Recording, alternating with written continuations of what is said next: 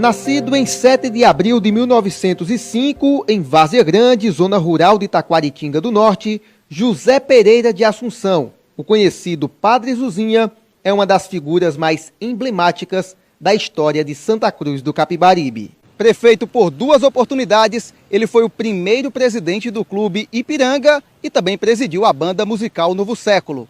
Não à toa, hoje dá nome à primeira rua da cidade e a uma das principais escolas instaladas no município. A passagem dele aqui é marcada por um passado que está obviamente relacionado ao seu processo de formação e de ordenação enquanto padre, da sua ação enquanto pároco de Santa Cruz do Capibaribe, que começa em 1946 e que aí durante mais de 30 anos, provavelmente 37 anos, ele vai ser pároco dessa cidade. E costumo dizer também que há uma ideia de Padre Zuzinha, mesmo depois da sua passagem, já que a figura do padre carismático, do padre que atendia aos mais necessitados, daquele que estava mais perto do povo, que buscava, até mesmo nas palavras que defendem o cristianismo, da ideia de caridade, de cuidado, que esteve tão próximo do seu povo e que hoje, de certa maneira, não desapareceu de maneira nenhuma do imaginário popular, da crença das pessoas em que realmente Padre Zuzinha ele foi um homem além do próprio homem, ou seja, alguém que transcendeu a matéria e que tem uma espiritualidade que ainda marca fortemente as pessoas. A caridade e o desapego a bens materiais são características pontuadas diversas vezes por aqueles que o conheceram. Padre Zuzinha era um ser humano ímpar, era desprendido de tudo quanto era bem material. Ele não tinha nada, ele não queria nada. Ele era um ser humano, assim, ímpar. Desde uma situação dele no hotel de Dorinho, França, que era um hotel à época muito famoso aqui em Santa Cruz, que servia como uma espécie de pequeno restaurante também, mas um hotel à época, considerado, hoje seria o Hotel 5 Estrelas de Santa Cruz.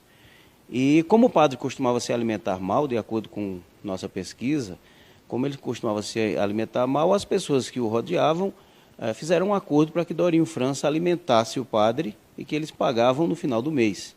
O padre foi durante 2 vezes, se alimentou e depois se negou a ir, porque dizia que aquele lugar não seria dado direito aos que estavam ao seu redor, que eram pobres, de fazer as mesmas refeições e ter o mesmo acolhimento que ele tinha. Portanto, se recusou. Muito humano, muito desprendido. Era o protótipo da bondade. Padre Zuzinha era o protótipo da bondade. Na obra de Lindolfo Pereira de Lisboa, que é uma das mais conhecidas obras em torno da figura do Padre Zuzinha propriamente, já que Lindolfo em vida não podia ser diferente, me disse que não tinha interesse em mexer no político padre, relata a questão de uma rede que o padre deu ainda em Nazaré, quando estava dormindo num cubículo, e doou essa rede. Percebe que ele chegou a doar inclusive as calças, quando vinha de uma celebração na zona rural, e que encontraram um homem que não tinha uma calça que lhe servisse para ir à feira, e ele doa. O salário dele na maioria dos casos, de acordo com a pesquisa, ele transferia para débitos que ele deixava na cidade, em especial em uma loja de peças de máquina e numa farmácia muito famosa à época, onde aqueles que iam até ele, na maioria dos casos, ou em quase todos os casos, recebiam o que desejavam. Quando ele foi prefeito, ele continuava a mesma coisa, na igreja, servindo. E eu acredito que o padre foi ser mais prefeito para ajudar o povo. Não foi para o político, o padre político, não. Foi o padre, figura humana, para ajudar a comunidade. A passagem na área política é recheada de elogios, mas com polêmicas. Existe uma lacuna muito grande, até porque as pessoas se eximem, eles não querem falar sobre isso. Raimundo Aragão exerceu um domínio muito grande de 1953 até 1967. 68, quando chegou-se o período para a escolha do candidato a prefeito, até onde eu tenho conhecimento, existia um coletor de impostos na cidade, um fiscal da Receita chamado João Emílio de Santana, e que ele tinha uma popularidade muito grande. E Raimundo Aragão não aceitou indicar esse senhor como candidato a prefeito. Do meu ponto de vista, uma atitude arrogante de Raimundo Aragão, apesar de ser inegavelmente o maior ídolo político de Santa Cruz do Capibaribe, ele foi arrogante. E um grupo liderado por Dr. Clóvis Pacas, pelo comerciante Lorival Ferreira de Moraes E outros em Santa Cruz do Capibaribe foram à busca de Padre Zuzinha, que até então era um padre, tinha seus posicionamentos, mas que não se envolvia diretamente na política, pela sua amizade com Raimundo Aragão, com padres, vizinhos. Mas aí Padre Zuzinha ouviu o canto da sereia e aceitou o convite em 68 e foi para a disputa, quando Raimundo Aragão indicou um pecuarista que nunca tinha disputado nenhum cargo, e Gaudêncio Feitosa. Foi o confronto entre os dois e o fim da era Raimundo Aragão. O confronto foi totalmente atípico. Padre Zuzinha entrou com um discurso apelativo, não muito leal, é bom que se diga isso. Até os anos 70, a Igreja Católica ela tinha um poder muito grande sobre a população. E também estávamos vivendo o período da ditadura militar, o pior período desses anos execráveis que a gente tem que esquecer. E Raimundo Aragão era nitidamente um político mais à esquerda. Era do PSD, era apoiador de Juscelino Kubitschek em 55, era apoiador de Miguel Arraes de Alencar em 62, tinha ficado muito pressionado com a prisão de Miguel Arraes de Alencar. Seu deputado estadual, José Inácio da Silva, foi cassado por conta da ditadura militar e era o federal dele, o Lamartine Távora. Então, o Raimundo Aragão tinha todas as nuances de esquerda. E Padre Zuzinha usou muitas vezes para dizer que quem era contra o padre era contra Deus. Imediatamente, os seus seguidores, não ele, jogaram no partido de Raimundo Aragão a pecha de comunista. O que era comunista naquele tempo? Um herege. Comunistas geralmente eram pessoas, eram ateus para se combater com mais facilidade. Que até nem precisava disso, porque o padre era um líder nato, o padre dava cobertura a todos os municípios do entorno, então ele tinha uma vantagem muito grande contra um pecuarista novato na política, se bem verdade, os dois novatos, e tinha um vice, pasmem os senhores, que é quem controlava a entrada e saída de impostos na cidade. Antes de assumir a prefeitura em 1969, ele foi vítima de um atentado. O padre foi atingido por um tiro e, mesmo assim, de muletas, tomou posse do cargo. Nada tem a ver com a política, né? Apesar de terem tentado levar para esse lado, à época, um policial militar que atuava em Santa Cruz de Capibaribe foi injustamente condenado, acusado é quando é preso, acusado pelas pessoas e apontado por muito tempo. Irmãos de Raimundo Aragão, como Pilula, chegaram a ser tidos como mandante e, na realidade, o atentado foi passional, pelo menos é o que se ventila e é o que se tem acesso.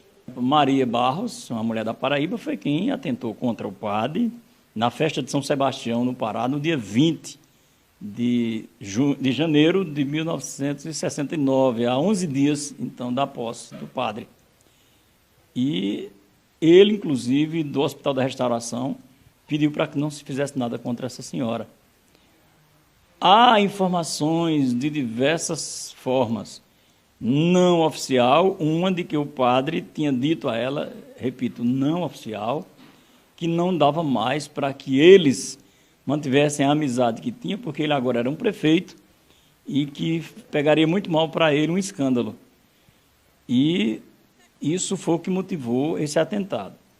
Quando o padre Zuzinha saiu do hospital, foi na cadeia pública, no bairro São Cristóvão, e perdoou. Inclusive, ela foi levada para São Paulo por conta da não intenção do padre Zuzinha de levar adiante o processo criminal.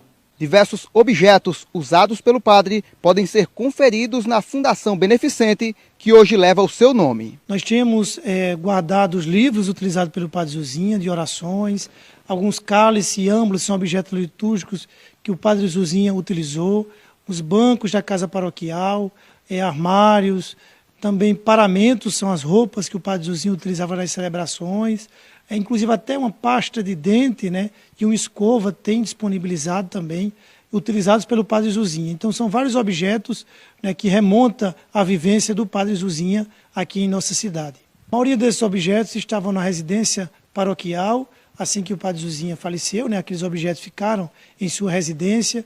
Com a chegada do Monsenhor Heleno, ele fez a doação desses objetos, a maioria desses objetos que a gente está aqui expostos, para a Fundação Padre Zuzinha, onde tem um mini museu que remonta à memória dessa grande figura, que é o padre José Pereira de Assunção, o saudoso Padre Zuzinha. O padre Zuzinha faleceu em 1983, aos 78 anos, no pronto-socorro de cardiologia em Caruaru, deixando diversos seguidores. Seu corpo foi sepultado no cemitério São Judas Tadeu. Jesus poderoso, consola este povo velho, vê de novo que sente saudade. A morte do padre foi grande surpresa, cobriu de tristeza a nossa cidade.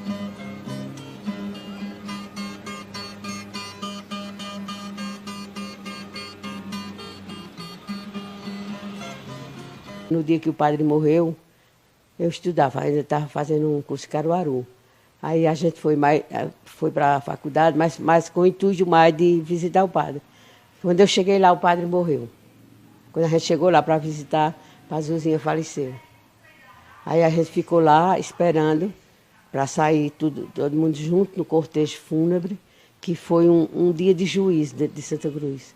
Para você ter uma ideia, quando a gente chegou, quando vinha o cortejo fúnebre, da ponte para lá muito, era gente de um lado e de outro, até na igreja, uma comoção, só vendo os sinos replicando.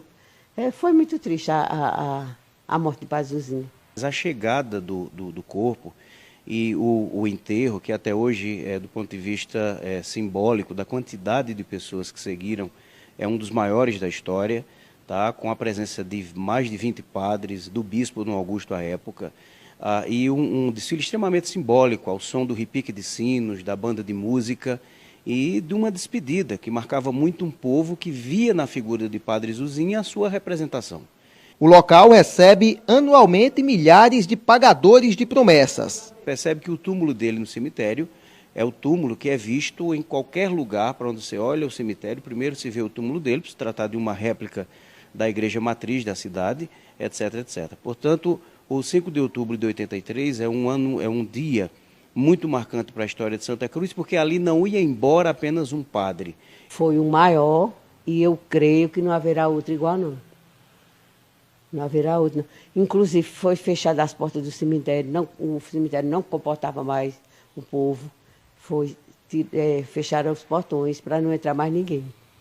Essa rua, por aqui pelo centro, até chegar ao cemitério, era tomadas de gente. Era muita gente mesmo. Era gente de toda a redondeza. Também vieram os padres também de toda a localidade aqui por perto da diocese. O bispo, estava todo mundo aqui em Santa Cruz. Foi uma comoção só. Neste dia 5 de outubro, completam-se 35 anos de sua morte. Além daqueles que o conheceram, familiares e amigos, para uma região inteira ficou a marca da caridade, a gratidão e o reconhecimento. O padre José Pereira de Assunção, para mim, enquanto historiador, enquanto estudante, é um referencial humano que não faz mal a ninguém observar essa figura com muito cuidado e dar-lhe algum tempo de atenção para tentar, de certa maneira, repetir algumas coisas muito positivas que ele fez. Saudade, muita saudade. A 5 de outubro de 83, a morte nos fez uma traição.